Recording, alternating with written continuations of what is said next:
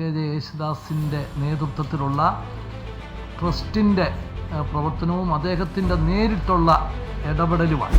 70 കുഞ്ഞുങ്ങളുടെ ശസ്ത്രക്രിയ heart surgery ചെയ്യുമെന്ന് ഉറപ്പോടുകൂടി ഞങ്ങൾ ആ പ്രോഗ്രാം നടത്തി. പിന്നെ അവിടെ നിന്ന് അത്ഭുതങ്ങളും ദൈവാനുഗ്രഹങ്ങളുമായിരുന്നു.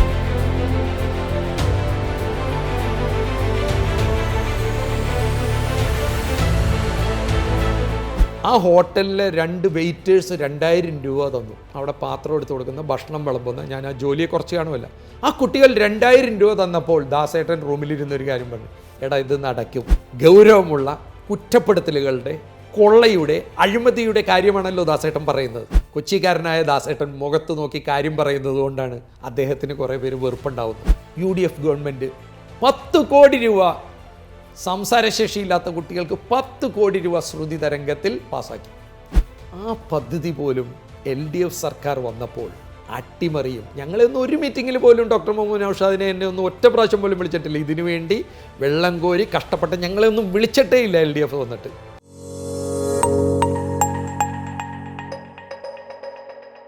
നമസ്കാരം.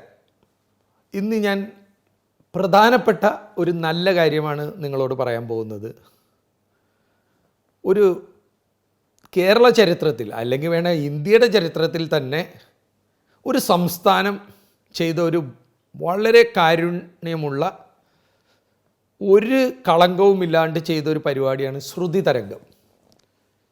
കേൾവിശക്തിയില്ലാത്ത, സംസാരശേഷിയില്ലാത്ത പാവപ്പെട്ട കുട്ടികൾക്ക് സർക്കാർ ചെയ്തു കൊടുക്കുന്ന ഒരു ശ്രുതി തരംഗം, കോക്ലിയർ ഇംപ്ലാന്റ് പ്രോജക്റ്റ്. പക്ഷേ അത് ഇന്ന് അട്ടിമറിച്ചിരിക്കുന്നു. അതിൽ വേണ്ടാത്ത കാര്യങ്ങൾ നടക്കുന്നു. ഒരു CBI അന്വേഷണം ആവശ്യപ്പെട്ടുകൊണ്ടാണ് ഞാൻ ഇന്ന് പച്ചക്ക് പറയുന്നത്. ശ്രുതി തരംഗത്തിൻ്റെ തുടക്കം തൊട്ട് പറയുമ്പോൾ നിങ്ങളതൊന്ന് കേൾക്കണം. ഇപ്പം 2 മിനിറ്റിൻ്റെ ഇൻസ്റ്റാഗ്രാമിൻ്റെ സമയമാണ്, എല്ലാം ഇൻസ്റ്റൻ്റാണെന്ന് എനിക്കറിയാം. എന്നാലും മാതാപിതാക്കളും പുതിയ തലമുറയിലെ യുവാക്കളും ദയവായി ഇതൊന്ന് ശ്രദ്ധിച്ച് കേൾക്കണം. ഇതൊരിത്തിരി നീണ്ട കഥയാണ്. യേശുദാസ് എന്ന് പറഞ്ഞ ഗായകൻ, നമ്മുടെ ദാസേട്ടൻ, ഗാനഗന്ധർവൻ, പത്മഭൂഷൺ ദാസേട്ടൻ ബർത്ത്ഡേകൾ, ജന്മദിനങ്ങൾ മൂകാംബികയിലാണ് ആഘോഷിക്കുന്നതെന്ന് നിങ്ങൾക്കറിയാം. സത്യത്തിൽ ആഘോഷമല്ല, വളരെ ലളിതമായി അവിടെ നടത്തുന്ന ഒരു ചടങ്ങാണ്. ചെറിയൊരു സദ്യയോടുകൂടി നടത്തുന്ന ബർത്ത്ഡേ.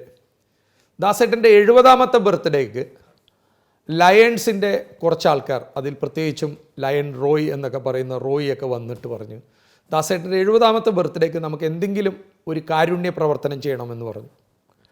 ദാസേട്ടൻ എന്നെ വിളിച്ചിട്ട് പറഞ്ഞു, എടാ ഇതെങ്ങനെയാണ്, ഒന്ന് കേൾക്കൂ, എന്നിട്ടത് നമുക്ക് ചെയ്യാൻ പറ്റുമോ. ദാസേട്ടൻ ആദ്യം എതിരായിരുന്നു. കാരണം കേരളത്തിൽ ചാരിറ്റി എന്ന് പറഞ്ഞാൽ കുറച്ച് അടിച്ചുമാറ്റലാണെന്ന് എല്ലാവർക്കും അറിയാം. അതുകൊണ്ട് വേണ്ടാത്ത കാര്യത്തിൽ പോയി ഇടപെടണ്ട എന്ന് വിചാരിച്ച് വേണ്ടെന്ന് പറഞ്ഞെങ്കിലും ദാസേട്ടനും ഞങ്ങളെല്ലാവരും കൂടി ഒരുമിച്ചിരുന്ന് ചില തീരുമാനങ്ങളെടുത്ത്. അതിലേറ്റവും പ്രധാനമാണ് ഹൃദയതാളത്തിൻ്റെ, ദാസേട്ടൻ്റെ 70ാമത്തെ ബർത്ത്ഡേക്ക് 70 കുഞ്ഞുങ്ങൾക്ക് ശസ്ത്രക്രിയ ചെയ്തു കൊടുക്കുക, ഹാർട്ട് സർജറി ചെയ്തു കൊടുക്കാമെന്ന് വിചാരിച്ചു. അപ്പോൾ ഈ പൈസ സ്വീകരിക്കണതിലാണല്ലോ തട്ടിപ്പ്. അപ്പോഴാണ് ഞങ്ങൾ ആദ്യമായിട്ടൊരു പ്ലാൻ അല്ലെങ്കിൽ നടപ്പാക്കിയത് കേരളത്തിൽ. ഡോണർ ടു ബെനിഫിഷ്യറി, ആര് പൈസ കൊടുക്കുന്നോ അത് അർഹതപ്പെട്ടവൻ്റെ കയ്യിൽ എത്തണം. അതിനെന്ത് ചെയ്യാൻ പറ്റും? അപ്പോഴാണ് ഞങ്ങൾ സൗത്ത് ഇന്ത്യൻ ബാങ്കിൽ ഒരു എഗ്രിമെൻ്റ് ഉണ്ടാക്കി ഒരു അക്കൗണ്ട് തുടങ്ങിയത് ഹൃദയതാളത്തിന്. ആ ഹൃദയതാളത്തിൽ നമ്മൾ പറഞ്ഞത് ഇങ്ങനെയാണ്, ഈ അക്കൗണ്ടിൽ നിന്നും 1 രൂപ പോലും ഫോട്ടോ കോപ്പിക്കോ, യാത്ര ചെലവോ, വാടകയോ, ടെലിഫോൺ ബില്ലോ, ഭക്ഷണത്തിൻ്റെ ബില്ലോ ഉണ്ടാവാൻ പാടില്ല. ഇതിൽ കിട്ടുന്ന 100% പൈസയും ആശുപത്രികളിൽ രോഗികളുടെ പേരിൽ ചെക്ക് പോകാനേ പാടുള്ളൂ. അങ്ങനെയാണ് ഹൃദയതാളം ചെയ്ത് ആദ്യമായിട്ട് കേരളത്തിൽ മാതൃകാപരമായ ഒരു പരിപാടി ചെയ്ത്. ദാസേട്ടൻ്റെ 70ാമത്തെ ബർത്ത്ഡേ എറണാകുളത്തെ ഹോട്ടൽ ലീ മേഡിയനിൽ വെച്ചുകൊണ്ട് 70ഓളം പ്ലേ ബാക്ക് സിംഗേഴ്സ് നടത്തിയ ഒരു ഗാനമേളയുടെ പരിപാടിയിലൂടെയാണ് നമ്മൾ ആ ധനം സംഹരിച്ചതും ഇത് പുറത്തോട്ട് എത്തിച്ചതും. 7 ദിവസം ലേ മേഡിയൻ ഹോട്ടലെടുത്തപ്പോൾ തന്നെ 25 ലക്ഷം രൂപ കൂടുതൽ ബില്ലായി. പരിപാടി ഗംഭീരമായിരുന്നു. എന്നാൽ വേണ്ടത്ര തുക കിട്ടിയില്ല, ഡോണേഴ്സ് വന്നില്ല. പക്ഷെ ഞങ്ങളൊരു പ്രോമിസ് ചെയ്തിരുന്നു, ദാസേട്ടൻ ചോദിച്ചു ഇതെങ്ങനെ നടത്തോടാന്ന് ചോദിച്ചു. ഞാൻ പറഞ്ഞു ദാസേട്ടാ വലിയ കോടികളൊന്നും കയ്യിലില്ലെങ്കിലും 10-70 ലക്ഷം രൂപ എൻ്റെ സ്വത്ത് വിറ്റാലും കിട്ടും, എൻ്റെ ഒരു ഫ്ലാറ്റ് വിറ്റാലും കിട്ടും. 70 കുഞ്ഞുങ്ങളുടെ ശസ്ത്രക്രിയ ഹാർട്ട് സർജറി ചെയ്യുമെന്ന് ഉറപ്പോടുകൂടി ഞങ്ങൾ ആ പ്രോഗ്രാം നടത്തി. പിന്നെ അവിടെ നിന്ന് അത്ഭുതങ്ങളും ദൈവാനുഗ്രഹങ്ങളുമായിരുന്നു. ഞങ്ങൾ ഈ പ്രോഗ്രാം 70 സിംഗേഴ്സ്, പ്ലേബാക്ക് സിംഗേഴ്സ്, ചിത്രചേച്ചി അടക്കം, സുശീലാമ്മയും ജാനകി അമ്മയും SP എല്ലാവരും വന്ന വലിയൊരു പരിപാടിയായിരുന്നു. അപ്പോൾ പൈസ ആയിട്ടില്ല. ഈ പ്രോഗ്രാം നടന്നുകൊണ്ടിരിക്കുമ്പോൾ ഇതിൻ്റെ ആ ഹോട്ടലിലെ 2 വെയിറ്റേഴ്സ് 2000 രൂപ തന്നു. അവിടെ പാത്രം എടുത്ത് കൊടുക്കുന്ന, ഭക്ഷണം വിളമ്പുന്ന, ഞാൻ ആ ജോലിയെ കുറച്ച് കാണുമല്ല. ആ കുട്ടികൾ 2000 രൂപ തന്നപ്പോൾ ദാസേട്ടൻ റൂമിലിരുന്നൊരു കാര്യം പറഞ്ഞു, എടാ ഇത് നടക്കും, ഈ പിള്ളേർക്ക് 2000 രൂപ നമ്മുടെ പ്രസ് മീറ്റ് കണ്ടിട്ട് തരാൻ തോന്നിയാൽ ജനങ്ങൾ തരും. അങ്ങനെ പ്രോഗ്രാം അനൗൺസ് ചെയ്ത് ഈ ഹോട്ടലിലെ 2 കുട്ടികൾ ഞങ്ങൾക്ക് തന്ന കാര്യം പറഞ്ഞു കഴിഞ്ഞപ്പോഴേക്കും ഗൾഫാർ മുഹമ്മദ് അലി എന്ന മനുഷ്യനെ ഈ സമയത്ത് സ്മരിക്കണം. അതുകൊണ്ടാണ് ഇത് ഇത്തിരി നീണ്ടുപോകുന്നത്. ഗൾഫാർ മുഹമ്മദ് അലി ആ സ്റ്റേജിൽ വെച്ച് പറയുകയാണ്, ബെന്നി ജോസഫും യേശുദാസും ഈ പ്രോഗ്രാമിനെ കുറിച്ച് പറഞ്ഞപ്പോൾ ഇത്രയും ദൈവാനുഗ്രഹമുള്ള ഒരു പ്രോഗ്രാമാണെന്ന് തോന്നിയില്ല, എന്തോ ഒരു ബർത്ത്ഡേ ഫംഗ്ഷൻ എന്ന് തോന്നി. പക്ഷേ പറഞ്ഞറിഞ്ഞപ്പോൾ 70 കുട്ടികളുടെ ഹാർട്ട് സർജറി എന്ന് കേട്ടപ്പോൾ അദ്ദേഹം ആ സ്റ്റേജിൽ ആ ഹോട്ടലിൻ്റെ ബില്ല് മുഴുവൻ വേവ് ഓഫ് ചെയ്തു. ഏകദേശം 25 ലക്ഷം രൂപ ആ സ്റ്റേജിൽ നിന്ന് ഞങ്ങൾക്ക് കിട്ടുകയാണ്. അതായത് ആ ഹോട്ടലിൻ്റെയും പെർമിസസിൻ്റെയും സ്റ്റേജിൻ്റെയും ഒന്നും വാടക വേണ്ട. അത് കഴിഞ്ഞപ്പോഴേക്കും KT കുഞ്ഞുമോൻ എന്ന പഴയ കാതലിനൊക്കെ എടുത്ത പ്രൊഡ്യൂസറും ഞങ്ങളുമായിട്ടും ചില ബന്ധങ്ങൾ ഞങ്ങൾ ഹോട്ടൽ ബിസിനസ്സിൽ ഉണ്ടായിരുന്നതാണ്. അദ്ദേഹം സ്റ്റേജിൽ വന്ന് 1 ലക്ഷം ഓഫർ ചെയ്തു. അപ്പോൾ മോഹൻലാൽ 5 ലക്ഷം ഓഫർ ചെയ്തു. പലരും അവിടെ വന്ന് ഓഫർ ചെയ്തു. അതിൽ ദുബായിലെ വർക്കി ഇൻ്റർനാഷണൽ സ്കൂളിൻ്റെ സണ്ണി വർക്കി 1 കോടി രൂപയാണ് ഓഫർ ചെയ്തത്. 1 കോടി രൂപ. ഈ സമയത്ത് ഇത് സ്മരിക്കണ്ടേ? ഇവരൊന്നും എന്തെങ്കിലും പരസ്യം ചെയ്യാനോ എന്തെങ്കിലും ആനുകൂല്യം പറ്റാനല്ല സണ്ണി വർക്കി പറഞ്ഞത്. 1 കോടി രൂപ.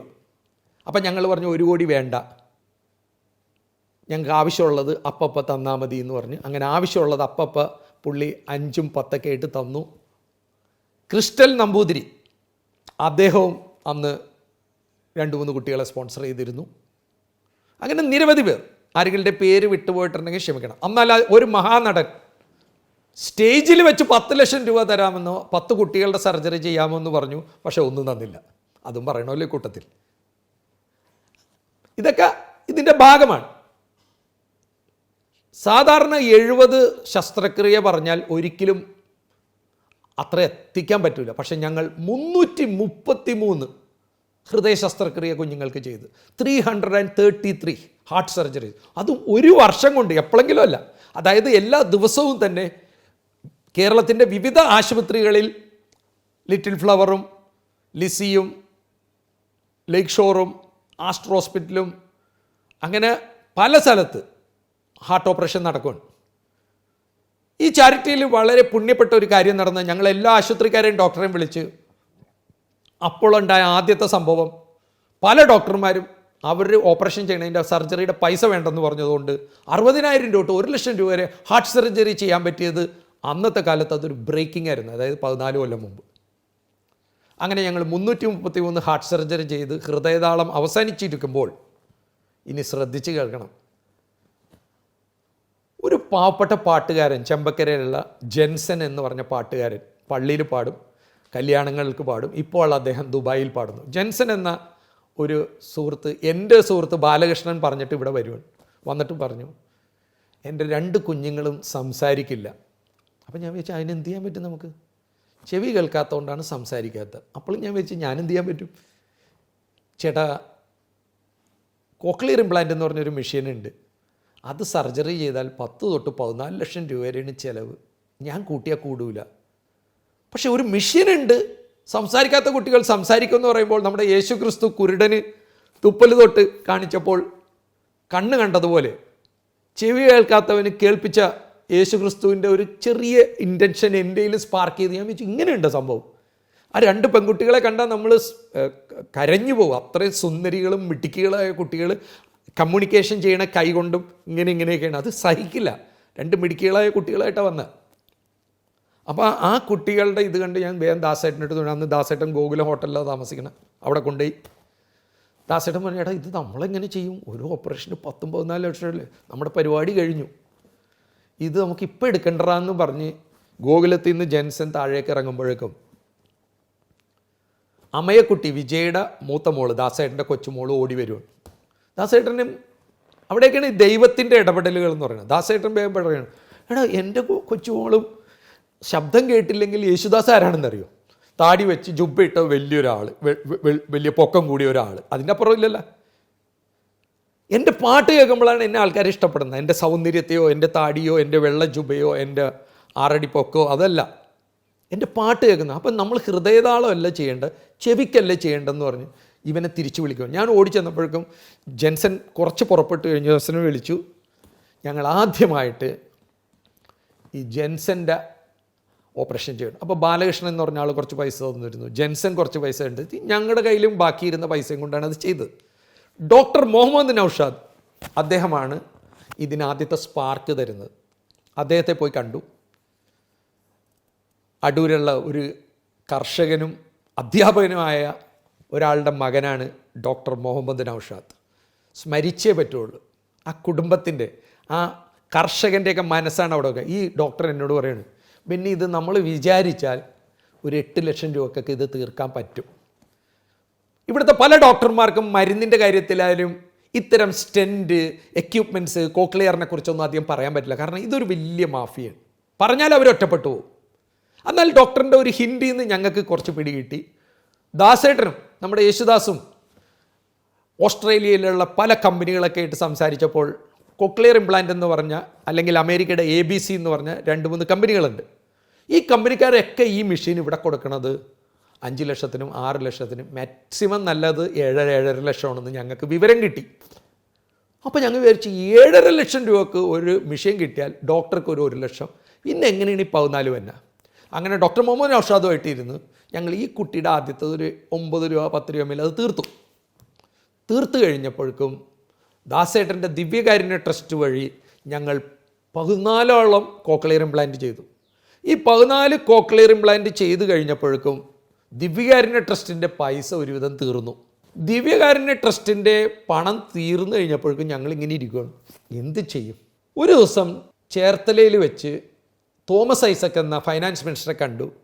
എനിക്കൊരവസരം കിട്ടി. ഞാൻ ഇതിനെക്കുറിച്ച് പറഞ്ഞപ്പോൾ ഒരു അഡ്വക്കേറ്റ് ഡി പ്രിയേഷ്, മാരാരിക്കുളത്തുള്ള പഞ്ചായത്ത് പ്രസിഡൻ്റാണ് അതിന് സൗകര്യം ഒരുക്കി തന്നത്, ഇവരെയൊക്കെ സ്മരിക്കണമല്ലോ. തോമസ് ഐസക് വളരെ ശ്രദ്ധാപൂർവ്വം ഇത് കേട്ടു.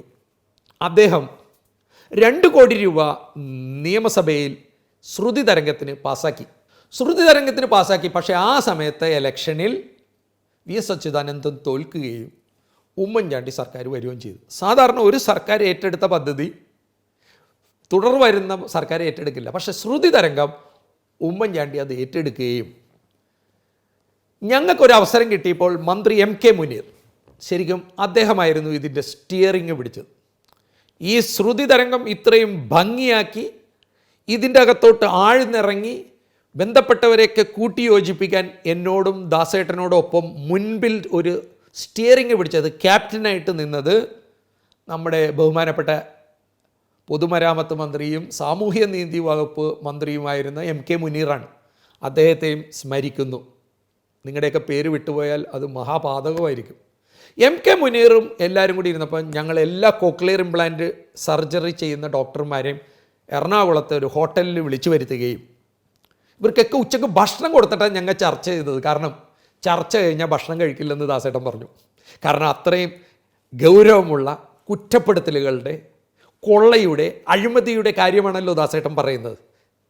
കൊച്ചിക്കാരനായ ദാസേട്ടൻ മുഖത്ത് നോക്കി കാര്യം പറയുന്നത് കൊണ്ടാണ് അദ്ദേഹത്തിന് കുറേ പേര് വെറുപ്പുണ്ടാവുന്നത്. എന്നോടും അങ്ങനെയൊക്കെ തന്നെ, ഷാജൻ സ്കറിയനോടും അങ്ങനെയൊക്കെ തന്നെ.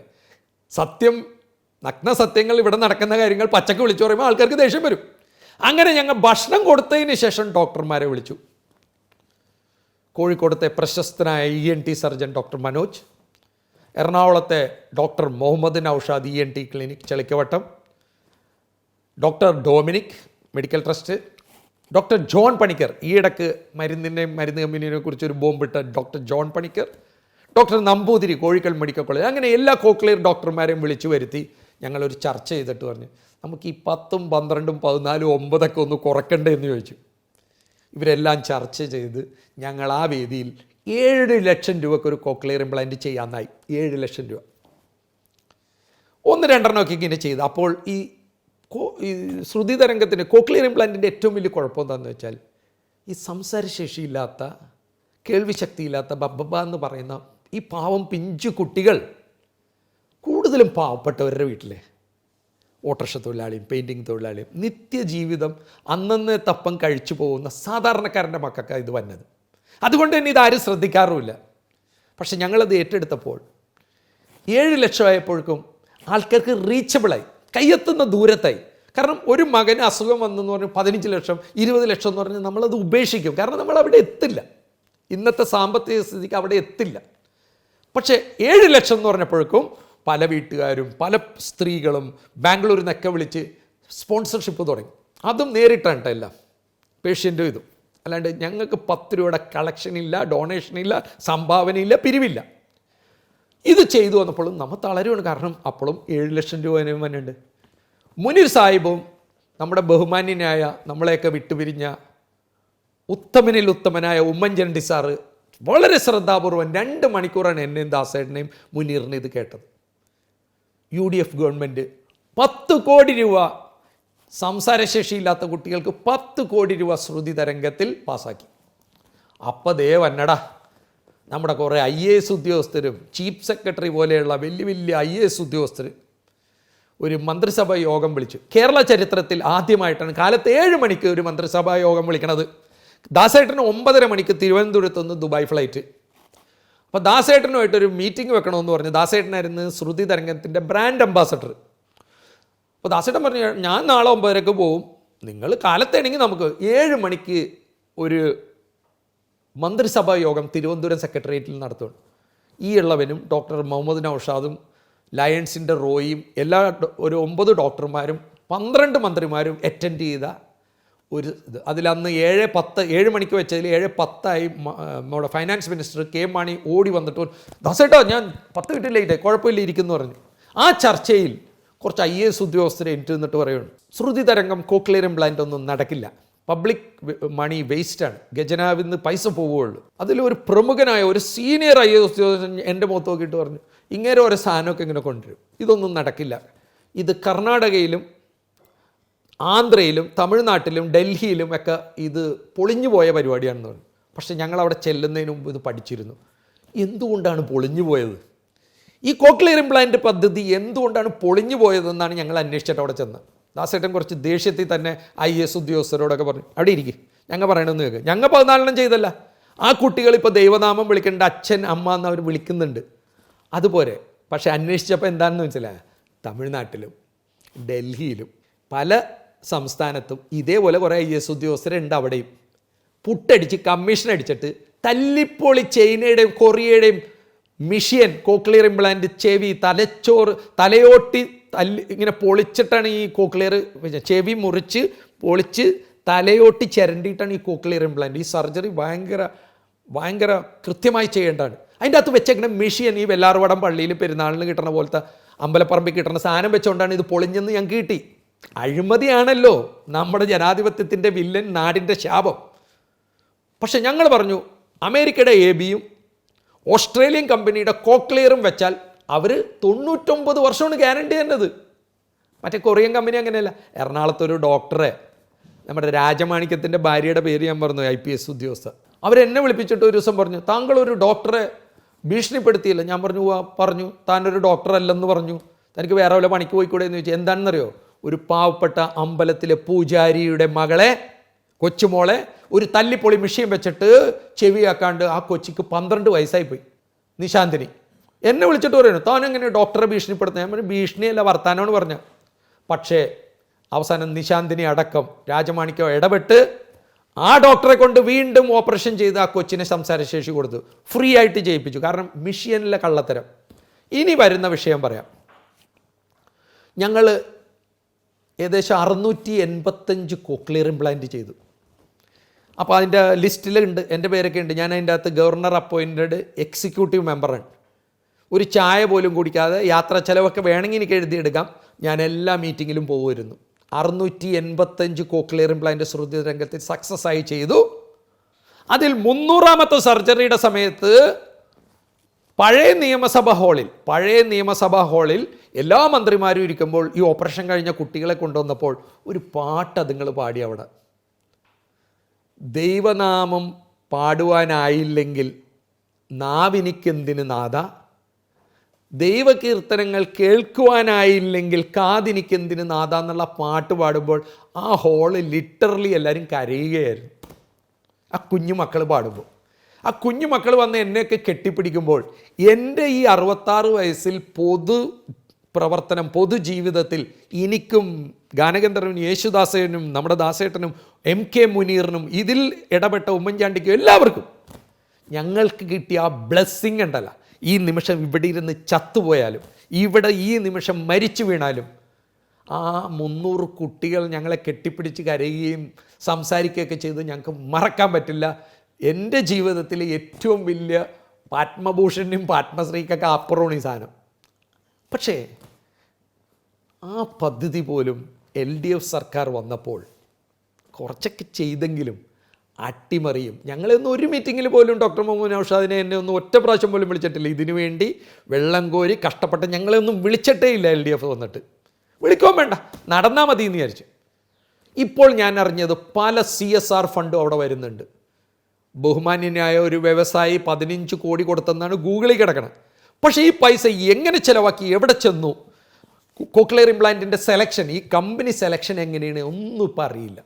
അതുകൊണ്ട് ദൈവാനുഗ്രഹമുള്ള ഇത്രയും നല്ല പദ്ധതി കോക്ലിയർ ഇംപ്ലാന്റ് എന്നുള്ള ശ്രുതി തരംഗം പദ്ധതി ബഹുമാനപ്പെട്ട നരേന്ദ്രമോദി ഇതിൽ രാഷ്ട്രീയം നോക്കാതെ സംസ്ഥാനം നോക്കാതെ ഇന്ത്യയിൽ സംസാരശേഷിയില്ലാത്ത ചെവി കേൾക്കാത്ത ഒറ്റ കുട്ടികൾ പാടില്ല.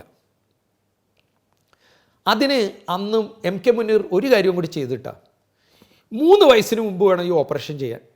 പക്ഷേ ഇത് പലരും അറിയണ വൈകിയായതുകൊണ്ട് മുനീർ സാഹിബാണ് ഇന്ത്യക്ക് തന്നെ മാതൃകയായ ഒരു നടപടിയെടുത്തത്. കുഞ്ഞ് ജനിച്ച് ബർത്ത് സർട്ടിഫിക്കറ്റ് വേണമെങ്കിൽ, കുഞ്ഞ് ജനിച്ച് സ്കൂളിൽ ചേർക്കണമെങ്കിൽ ആ കുട്ടിയുടെ ഇയറിംഗ് ടെസ്റ്റും ഒരു ടെസ്റ്റുകളുണ്ട് ഇതിന് കുഴപ്പമുണ്ടാകുന്ന, അത് ആ സർട്ടിഫിക്കറ്റ് കൊടുക്കുകയും പണമില്ലാത്തവർക്ക് അത് ഫ്രീ ആയിട്ട് കൊടുക്കാനും സർക്കാർ തീരുമാനിച്ചു. അങ്ങനെ വന്നപ്പോൾ കേരളത്തിൽ കുഞ്ഞുങ്ങൾക്ക് കോക്ലിയർ ഇംപ്ലാന്റ് കുറച്ച് എളുപ്പമായി. കൂടാതെ ഈ കോക്ലിയർ ഇംപ്ലാന്റിൻ്റെ കാര്യം പറയുമ്പോൾ ഒരു കാര്യം കൂടി മുനീർ സാഹിബിനെ കുറിച്ച് പറയാണ്ടിരിക്കാൻ പറ്റില്ല. ഈ മെഷീൻ്റെ കമ്പനിക്കാർ എന്നെ മുനീറിനെ എപ്പോഴും വന്ന് കാണും. നിങ്ങൾ പറഞ്ഞ ആ മെഷീൻ എടുക്കുമ്പോൾ 1 ലക്ഷം വരെ ഒരു മെഷീന് കമ്മീഷൻ പറഞ്ഞു. ഞങ്ങൾ ഉമ്മൻചാണ്ടി സാറിനെ വിളിച്ചിട്ട് പറഞ്ഞു, സാറേ നമ്മൾ എത്രക്കാ കോട്ട് ചെയ്താൽ? അപ്പോൾ പറഞ്ഞു 5 ലക്ഷത്തെയാണ്. നമുക്ക് 4.5 ലക്ഷം 5 ലക്ഷത്തിന് കോട്ട് ചെയ്യാം, കാരണം ഞങ്ങൾക്ക് 1 ലക്ഷം രൂപ കമ്മീഷൻ പറഞ്ഞിട്ട് ആ കമ്മീഷൻ കമ്പനിക്കോട് പറയാൻ പറഞ്ഞു. അങ്ങനെ അത് പറഞ്ഞിട്ട് അവസാനം ഇപ്പോൾ കോക്ലിയർ ഇംപ്ലാന്റ് നടക്കുന്നത് 5.5 ലക്ഷം 5 ലക്ഷത്തിനാണ്. ഒന്ന് ആലോചിച്ച് നോക്കണം. 10, 12, 14 ഉണ്ടായിരുന്നത് 5 ലക്ഷമാക്കി കുറച്ചു. മുനീർ സാഹിബ് ഈ ഇടയ്ക്ക് 49 ലക്ഷം രൂപ കടക്കാരനായി വീട് ജപ്തി ചെയ്യാൻ പോണെന്ന് നിങ്ങളൊരു വാർത്ത കേട്ട്. ഒന്ന് ആലോചിച്ച് നോക്കിയേ. ഇദ്ദേഹത്തിൻ്റെ അപ്പൻ മുഖ്യമന്ത്രിയായിരുന്നു CH മുഹമ്മദ് കോയ, വിദ്യാഭ്യാസ മന്ത്രിയായിരുന്നു CH മുഹമ്മദ് കോയ, സ്പീക്കറായിരുന്നു. അങ്ങനെ ഒരാളുടെ മകനാണ് ശ്രീ MK മുനീർ മന്ത്രി. അദ്ദേഹം 2 പ്രാവശ്യം പൊതുമരാമത്ത് മന്ത്രിയും. അന്ന് കൊണ്ടുവരാൻ പോയ എക്സ്പ്രസ് ഹൈവേ ഇപ്പോൾ വേറെ പേരിലിറക്കേണ്ട ആൾക്കാർ, അവർ തടയണ ആൾക്കാരാണ്. ഇവർ തടയാത്ത ആൾക്കാരായതുകൊണ്ട് ഇവർ പദ്ധതിയൊക്കെ നടപ്പാക്കി. അപ്പോൾ ആ MK മുനീറിന് 49 ലക്ഷം രൂപ കടം വന്നിട്ടുണ്ടെങ്കിൽ പൊതുമരാമത്ത് മന്ത്രിയായി ഇരിക്കാൻ അയാൾക്ക് യോഗ്യതയില്ല. കമ്മീഷനും കൈക്കൂലിയും മേടിക്കാൻ അറിയാൻ പാടില്ല. ഏതായാലും മുനീർ സാഹിബിൻ്റെ നന്മയുള്ള, ഉമ്മൻചാണ്ടിയുടെ നന്മയുള്ള, ദാസേട്ടനൊക്കെ ഇതിൻ്റെ അകത്ത് ഇടപെട്ട് ഡോക്ടർ മുഹമ്മദ് നൗഷാദും രവിയും മനോജും ഡൊമിനിക്കും ജോൺ പണിക്കരും ശ്രുതി തരംഗത്തിൽ ആരെല്ലാം നന്മയോടുകൂടി ഇതിൻ്റെ അകത്ത് പ്രവർത്തിച്ചോ, ഇത്രയും കളങ്കമില്ലാതെ അഴിമതിയില്ലാണ്ട് നടത്തിയ ശ്രുതി തരംഗം ഇന്ന് ഒരു CBI അന്വേഷണത്തിൽ ഇതെല്ലാം വെളിച്ചത്ത് കൊണ്ടുവരണം. കേന്ദ്ര ഗവൺമെൻറ് ഇതേറ്റെടുത്ത് ഇന്ത്യയിൽ, കേരളത്തിൽ മാത്രമല്ല ഇന്ത്യയിലെ മുഴുവൻ സംസ്ഥാനത്തും സംസാരശേഷിയില്ലാത്ത കുട്ടികൾക്ക് ശ്രുതി തരംഗം പദ്ധതി ഇന്ത്യ മുഴുവൻ വ്യാപിച്ച് ഇന്ത്യയിലെ എല്ലാ കുട്ടികൾക്കും കേൾവിശക്തിയും സംസാരശേഷിയും കൊടുത്താലല്ലേ നരേന്ദ്രമോദി പറയണത് കേൾക്കാനും നിങ്ങൾക്ക് ജയ് വിളിക്കണമെങ്കിൽ അവർക്ക് നാക്ക് വേണമല്ലോ.